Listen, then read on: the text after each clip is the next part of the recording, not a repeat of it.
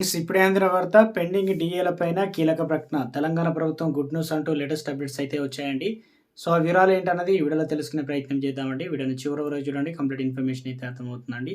మీలో ఇంకెవరైనా సరే మన ఛానల్ సబ్స్క్రైబ్ చేయకుండా చూస్తున్నట్లయితే వెంటనే మన ఛానల్ సబ్స్క్రైబ్ చేసుకోండి.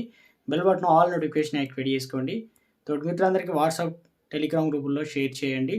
ఇక చూసిన ప్రతి ఒక్కరు కూడా లైక్ చేయండి. వివరాలకు వెళ్ళిపోదామండి. ఇందుకు సంబంధించిన నోటిఫికేషన్ వచ్చింది. క్లారిటీగా తెలుసుకునే ప్రయత్నం చేద్దాం. ప్రభుత్వం కూడా వారిని ప్రోత్సహించేందుకు డీఏ అనేది ప్రకటించింది. ఇది ఆర్టీసీ ఉద్యోగులకు శుభవార్త అండి. రవాణా బీసీ సంక్షేమ శాఖ మంత్రి ప్రభాకర్ ఆర్టీసీ ఉద్యోగులకు సంబంధించి 2.5% డీఏ అనేది ప్రకటించారు. అంటే నిత్యావసరటువంటి ధరలు, అదేవిధంగా అత్యవసర పెరుగుతున్నటువంటి ధరలకు అనుగుణంగా భారం పడకుండా ఉండేందుకు ప్రభుత్వం డీఏ కరువు భత్యాన్ని అని ప్రకటించింది. ఇది ఉద్యోగులకు ఆనందాన్ని కలిగించే అంశం.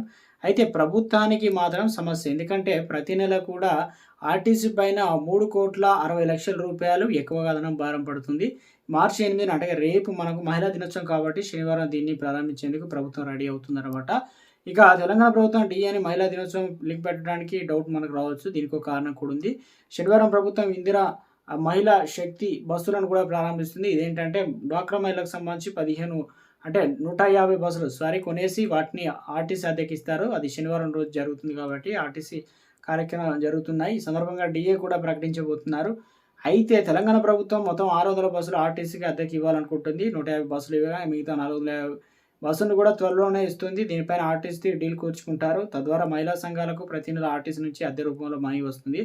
అది వారికి అదనపు ఆదాయంగా మారుతుంది. డ్వాక్రా మహిళలు బ్యాంకుల నుంచి రుణాలు తీసుకొని బస్సులు కొన్నారు. అందువల్ల ప్రతి నెల వచ్చేటువంటి అద్దె నుంచి బ్యాంకుల రుణాలు చిన్న మొత్తంలో తీర్చుతారు. తద్వారా కొంతకాలానికి రుణం తీరిపోతుంది. ఆ తర్వాత అద్దె బస్సు వస్తూ ఉంటాయి. దాంతో మహిళలకు ఇది చాలా మేలు చేస్తుంది. ఏదేమైనా మంత్రి పొన్నం ప్రభాకర్ చేసిన ఈ ప్రకటన ఆర్టీసీ ఉద్యోగుల ఆనందాన్ని మరింత పెంచింది. ఇక వార్ రైట్ టు రైట్ అని దూసుకుపోతున్నట్లు గ్యారెంటీలకు సంబంధించి